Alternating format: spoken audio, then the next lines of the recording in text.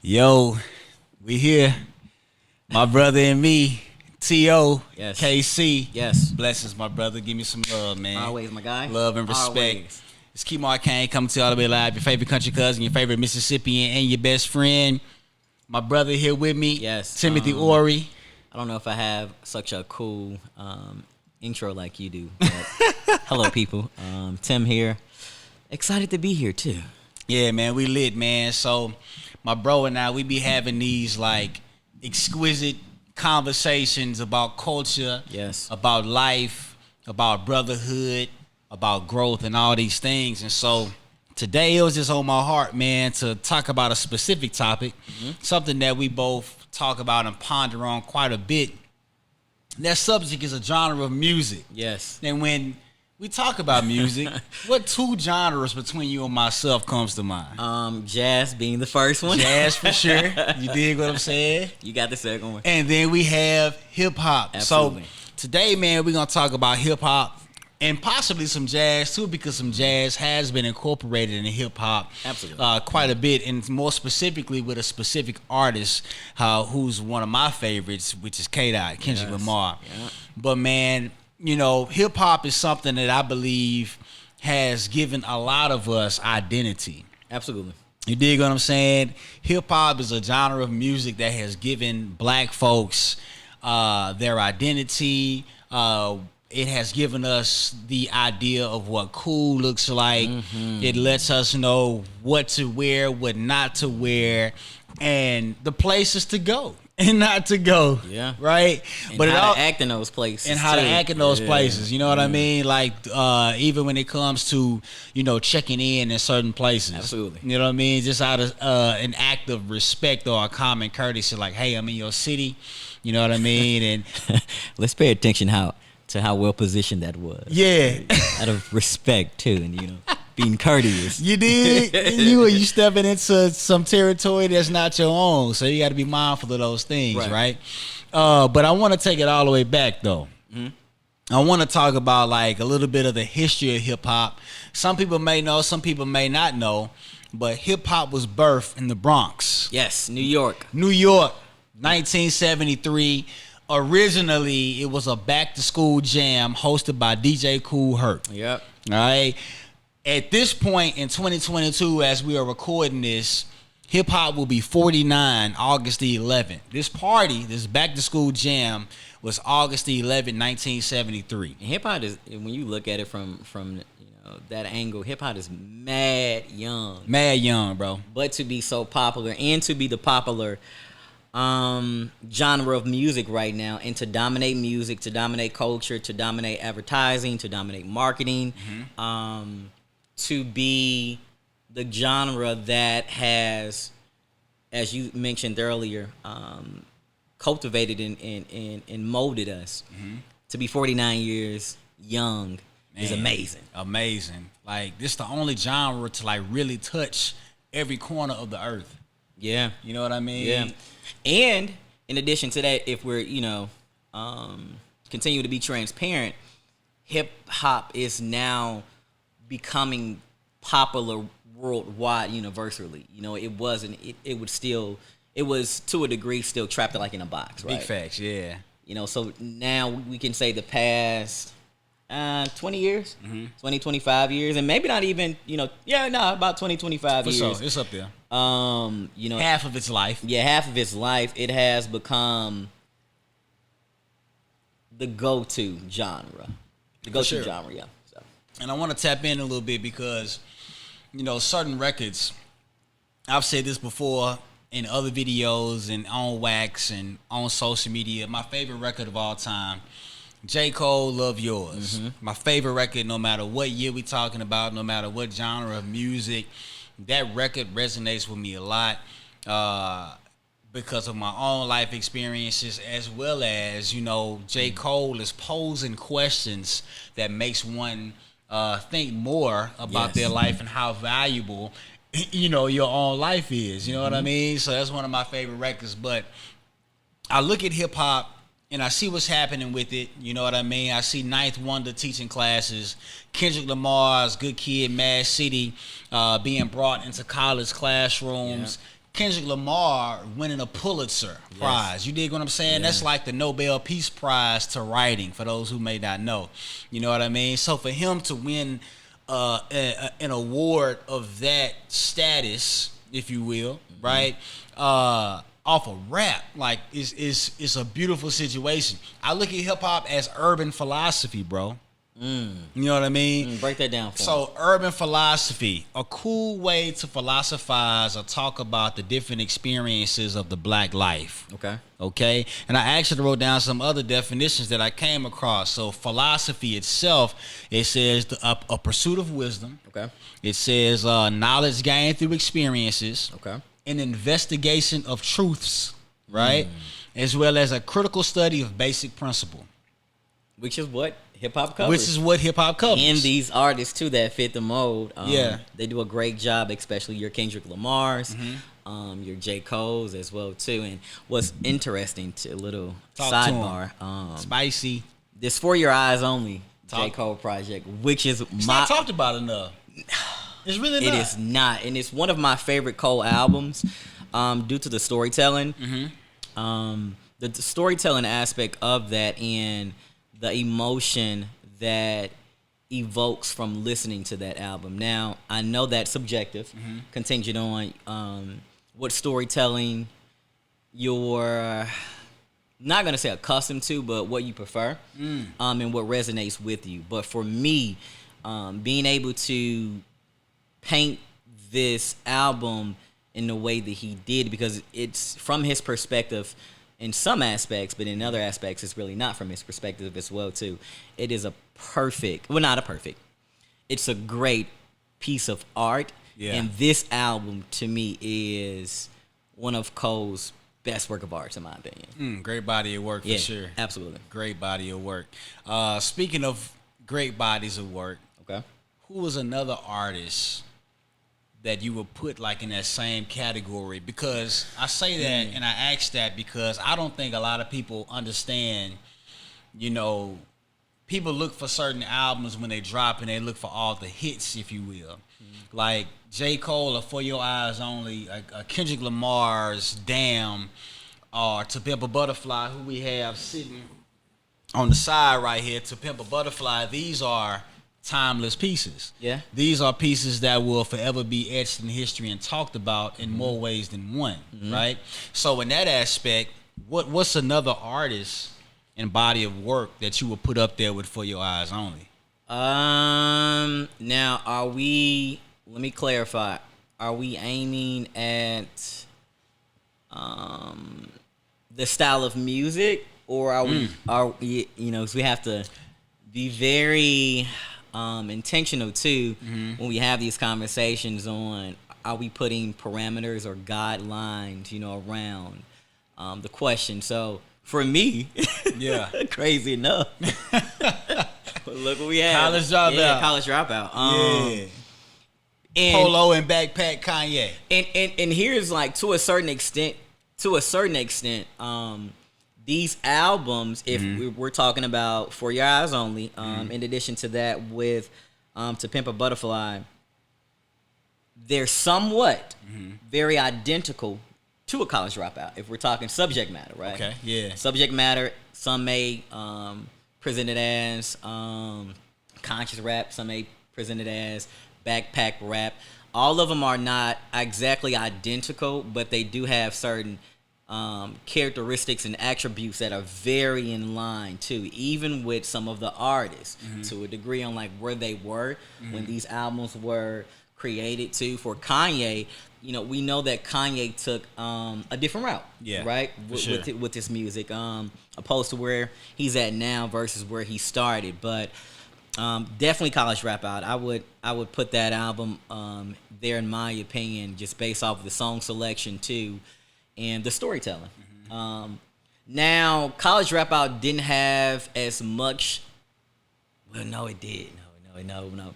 I'm trying to pinpoint the track list, but now College Dropout would actually be the one for me. And when we talk about storytelling, I do have to pull this up because I don't want to, state something that's not factual. But one of my if not my favorite, but my favorite Kanye song of all time is Last Call, which is off of The College Dropout because of the storytelling of it. It's like, what do you get out of that record? Man, talk to me. It's a lot, right? Because it shows the journey of like where Kanye started, and this is really cool. I'm glad you asked that question. Before the actual Netflix documentaries came out and people were able to get more insight on Kanye's journey, Last Call kind of sums that up, like from the beginning of where he was with Rockefeller, the actual deal before Rockefeller when he was producing as well too, his journey to producing and rapping, and just not fully being accepted and where hip hop was. Facts. Last Call does an amazing job at summing everything up in a 12 to 13 minute time frame. So for me, being able to be that young and being from Chicago, it hit different, and knowing this story, but hearing it on wax was like, oh man, like this is it hit different. Yeah, absolutely. So for me, College Dropout would be up there. Beautiful, man.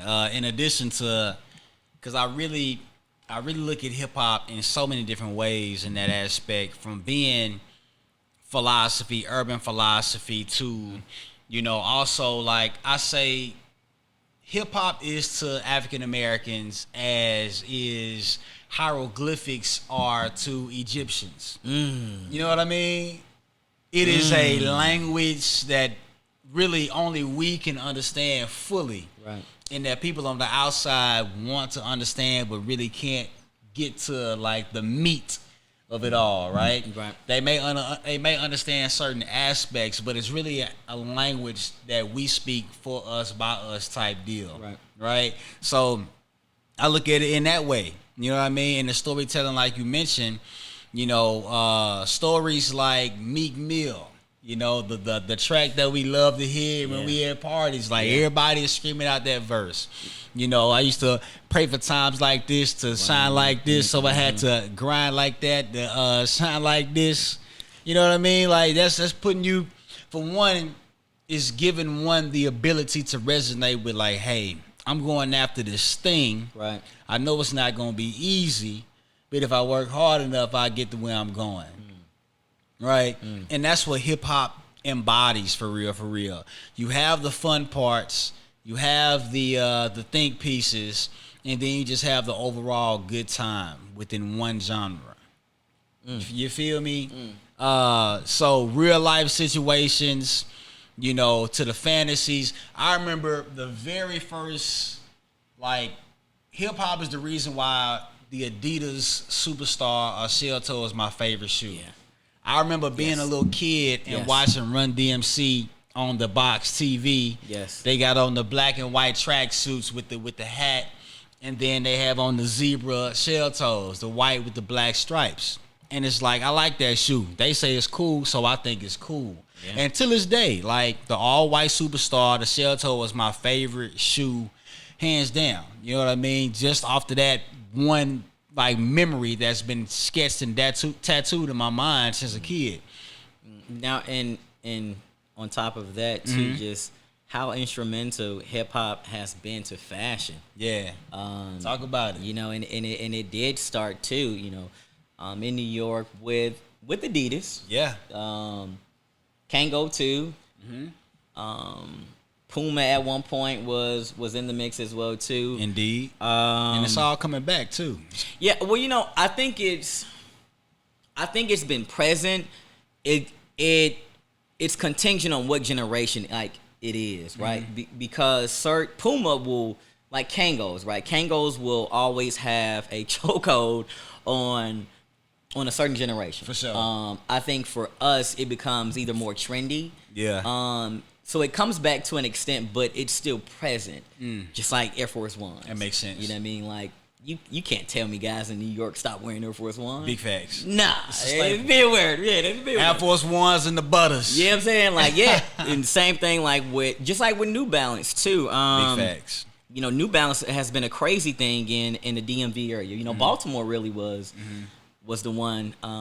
Baltimore guys started wearing. I hope somebody's in the comments like, well, actually, it was my area that did it. But you know, nonetheless, hip hop has been extremely instrumental too. Yes, sir. With fashion, and it always will be. You know, Yeah. you know, hip hop pioneers or the guys that are popular in hip hop for the most part. Mm-hmm. Now, granted, you know, they're not always the one that sets the trends, but they do make it more popular, right? Because more eyes are on them. Big facts. And it will always be that way, and I love it though too. Yeah. Some good trends, some bad trends, but that's even in the music though.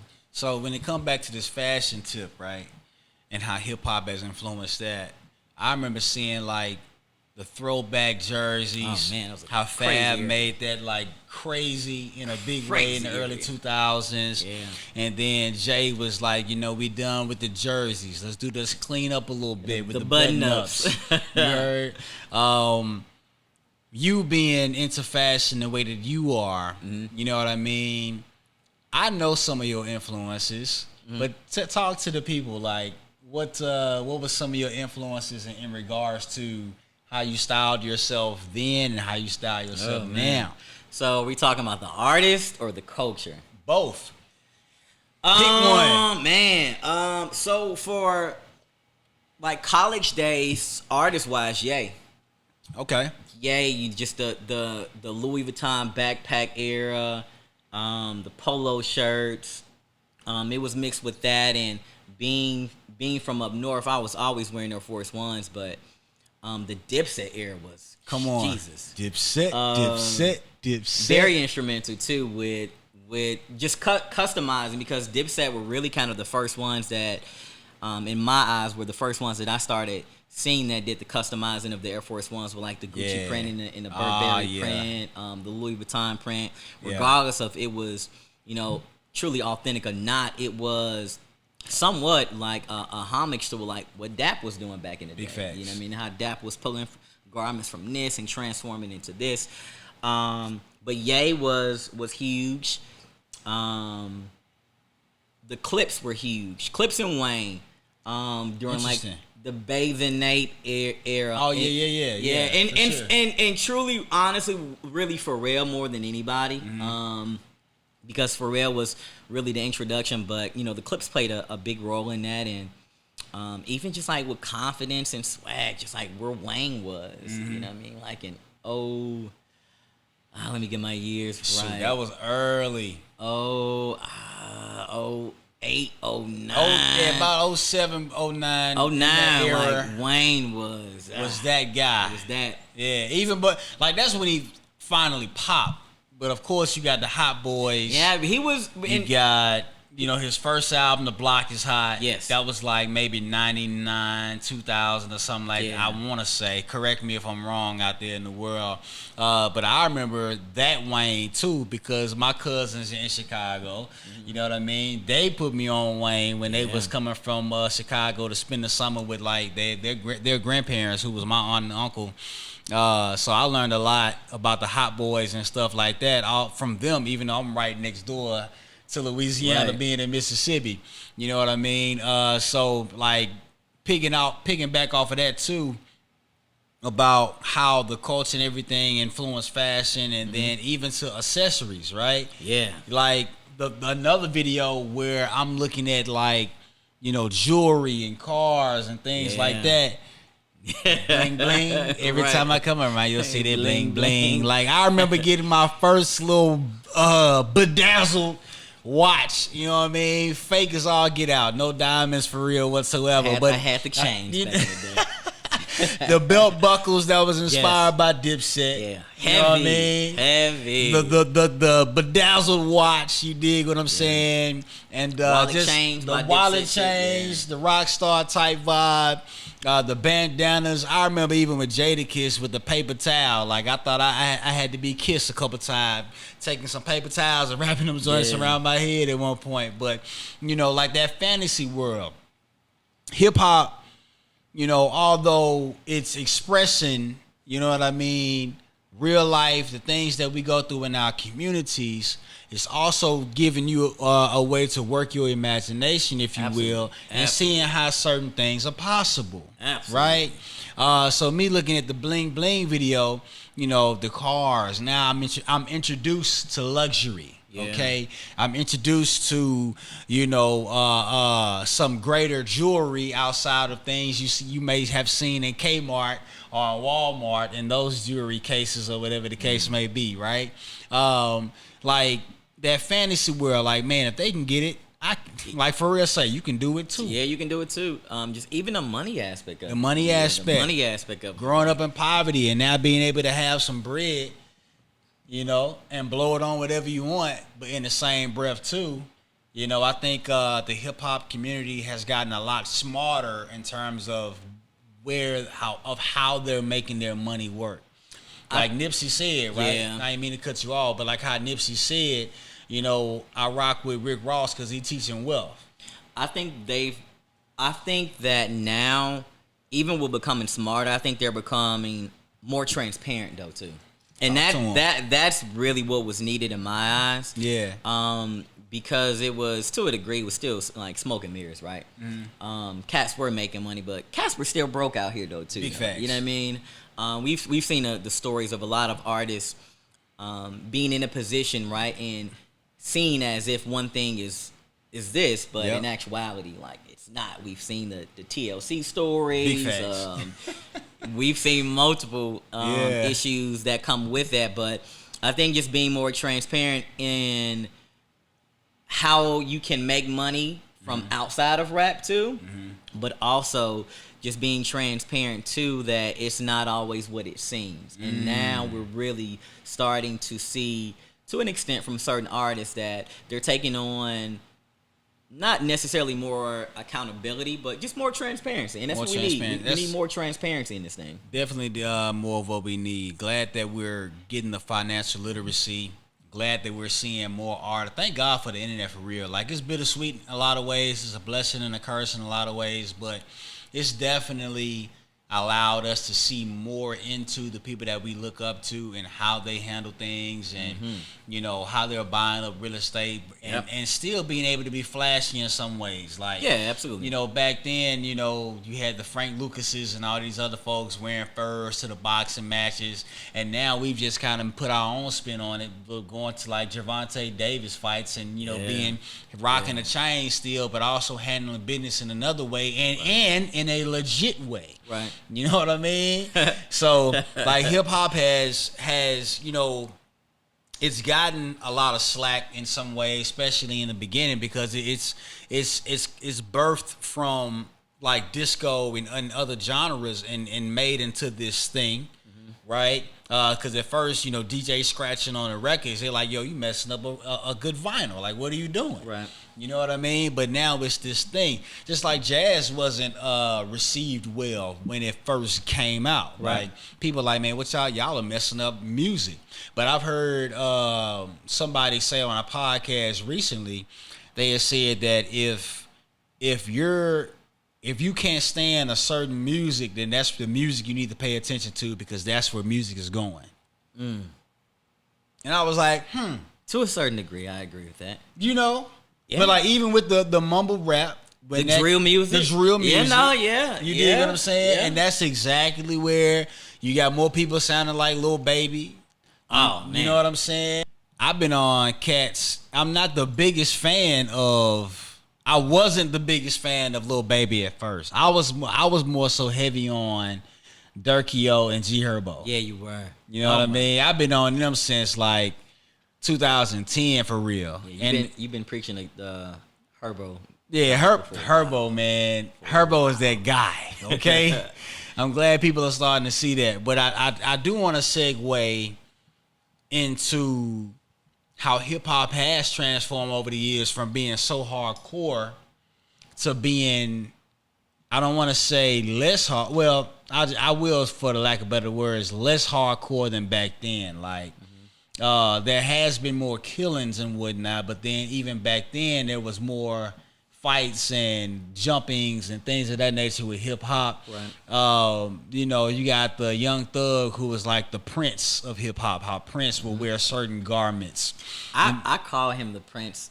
I'm glad you. Thank you for that. Come on. I compare him to Prince. Yeah. And I do want to get back to our main subject with Durkio and Herbo. But I always refer to Thug as Prince because I believe, my opinion, Thug has perfected his voice being an instrument. Yes. And that's why Thug has done so well. Yeah. Now lyrically too, Thug is really great, and I think people kind of sleep on Thug's rapping ability when he really wants to rap. But Thug is an instrument, man. Yeah. And Prince was an instrument. Yes. Being able to fully get the most out of your image and your music too. And I know Thug has a very particular sound to some, but over the years, I've seen a lot of people turn into Thug fans. Big fans. Yeah. Thug is an instrument, and I think he's always had it in him. His ability to hum on tracks and just use his voice in an instrumental way has always stood out to me. And so Thug is amazing. So, you know, continuing on with that and with Thug's ability, yet the image didn't necessarily match because he definitely shook tables when he first hit the scene, right? You know, maybe the older generation of hip hop really turned their nose up. Yes. They like, man, what is this kid doing? Yeah. You know, even at one point Nas was saying that hip hop is dead. You know, what is your thought process like on the state of hip hop today?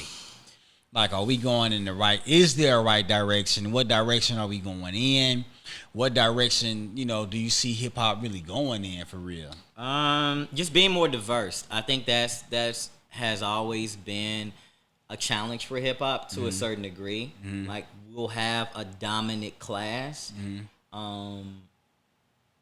And the more genres we have and the more areas that we have to be able to classify this thing in different areas, I think hip hop will continue to grow. I think that if we become so dominant on one sound in one area, in one region, then at that point we kind of cripple ourselves, right? Because we place hip hop in a box. But the more we can have your Durkios and still have your Kendrick Lamar's, your Childish Gambinos, Payroll Giovanni, Babyface Ray, you know, your Dear Silences as well too. Come on, Vitamin C. And it's the more we have different pockets, yet still have your Larry June. Come on. You know what I mean?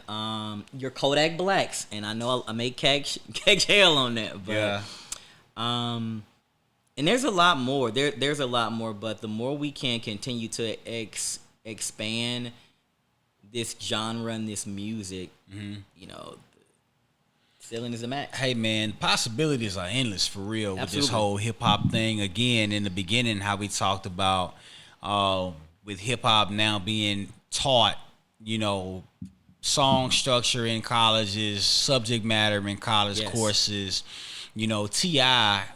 Began teaching like classes at Clark Atlanta University. Ninth Wonder teaching classes. Again, Good Kid, Mad City, beautiful work of art being taught in college courses. You know what I mean? Like, hip hop is a gem in general. And I want people to like really recognize that more. Like, this is not just entertainment, guys. Like, this is real deal. It's philosophy, like I mentioned earlier. These are hieroglyphics that we need to continue to study and understand so that we can speak a certain language to one another.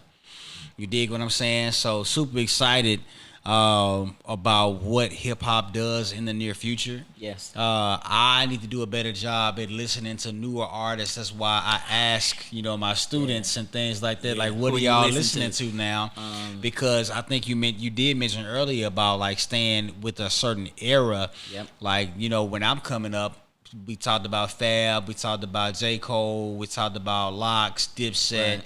Wayne. Right. You know, K. Dot. All these folks, and you know, we talked about Kango too. Like these different brands and materials will continue to sell to a certain demographic because that's what they came up on. Yeah. And that's their. I didn't quite understand that until I saw like my dad.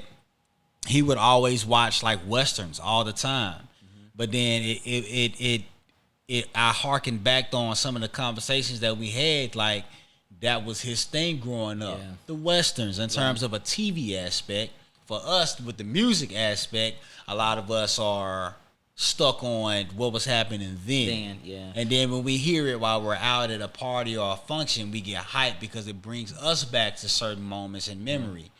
But you brought a great point up to me time before about continuing to embrace artists because that's where a lot of the older generation fail in terms of connecting with, you know what I mean, the new generation because we kind of shunned them out. Yes. So I'm going to do a better job at listening to more of the young boys and the Kodak Blacks and whoever else, you know what I mean? Like y'all help me out. Like what new artists are there right now outside of the others? We have to do a better job at allowing these artists to grow. Facts. And giving them the space to grow. Now, I know that, we still have to be conscious, too, that how the music industry is right now, the career development, the development of these artists, it's solely on them now, right? You don't have as much PR as you used to. Facts. You don't have A&Rs doing artist development with these guys and putting them in different rooms.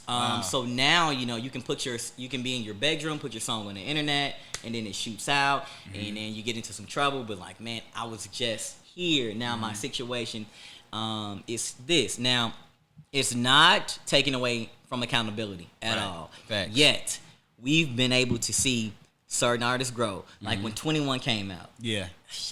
A lot of people were not a fan of 21. That's some were, some weren't. But look at 21 now, though, right? Yeah, for Just sure. allowing these artists to grow.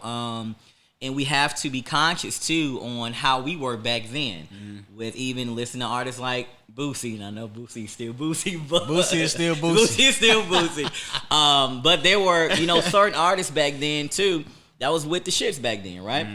And they changed. Even if we're talking about... Jay and them. Jay wasn't always the Jay he is now. Had the gold fronts and everything. Come on, back man. Then. Yeah. Same thing with Nas, but Nas was more conscious with this stuff For sure. Back then, right? Yeah. And extremely more intentional. But every artist won't be in that mode. But you also look at certain parts of Nas. Like Nas was not with the shits. The Bravehearts were not with the shits. The Locks, it's not with the shit. You know what I mean? And they had their moments, and some of these young guys will have their moments too. But we have to give more grace. Yeah. And some of them will continue to mess up, and it happens. That's hip hop is a revolving door to a degree, right? I love that. But we still got to get these rooms time to grow musically and personally as well. And personally. Yeah. That's Got beautiful. to. That's beautiful. Yeah. Allow people to be people. Yeah. We all had to grow in some form of capacity.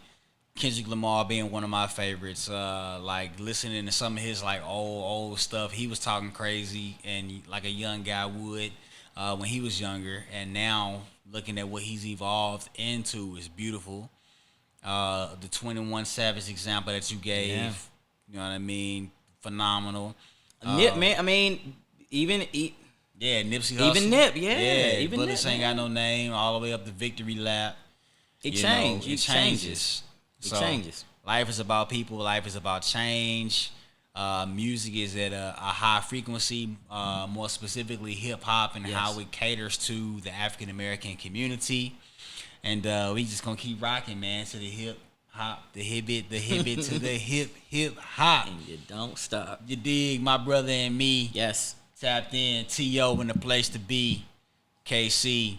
It's Kimar Cain coming to you all the way live. Your favorite country cousin, your favorite Mississippian, your best friend. You tapped in. Peace and blessings, love and respect. See y'all on the next trip. We out of here, guys.